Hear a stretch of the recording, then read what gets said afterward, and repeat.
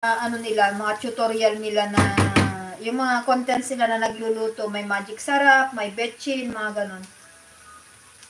Dito hindi sila gumagamit ng ganon. Nasa naman na ako. Ayan, lagay na natin yung ano guys. Yung makulay na green grass of home. Sis Katya. Yung green grass of home. Ayan. Ano yan? Yung tatlong spinach ba?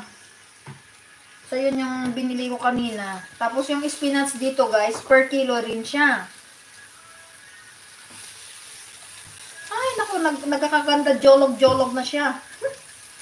Ay, naku po. Natin nilagay natin dito. Ang dumi na siya.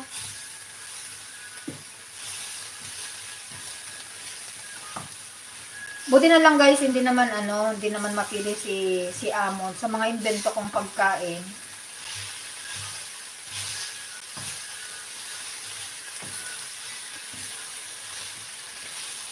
Parang marami yung spinach guys, pero pag naluto yan, konti na lang siya.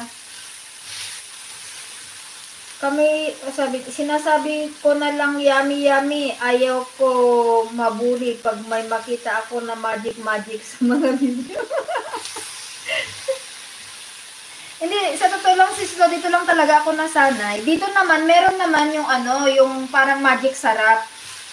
Kasi meron naman yung magic cubes dito eh. Nakikita ko naman sa supermarket. And then, yung Knorr cubes, meron din.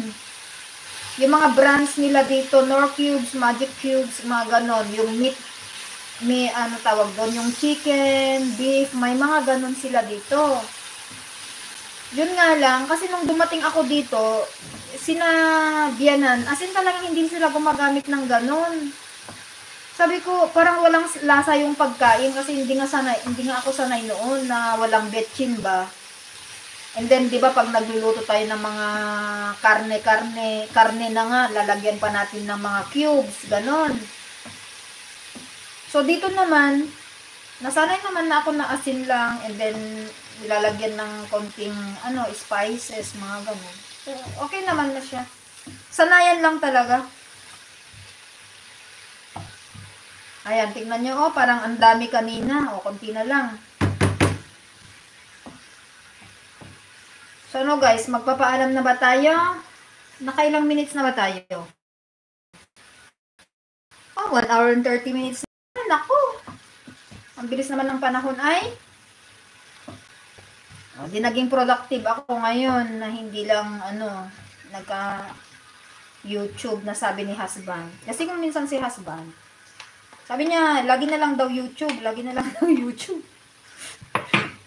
Kung minsan pinapatayan pa ako ng wifi.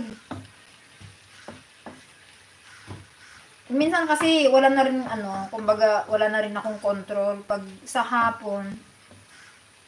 Talagang tutok na tutok ako sa pagsusupport sa mga mga ganon. Yung mga plays, siyempre ang dami rin nating babalikan, 'di ba? Kung minsan nga hindi ko talaga nababalikan lahat yung mga nagko-comment sa akin. Tapos yung iba naman, kasi pag di mo naman sila balikan, di ka rin babalikan. So, di ba?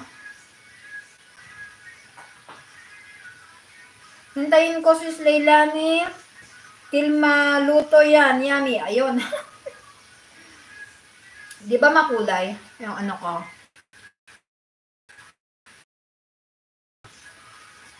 Two hours mo na. Grabe.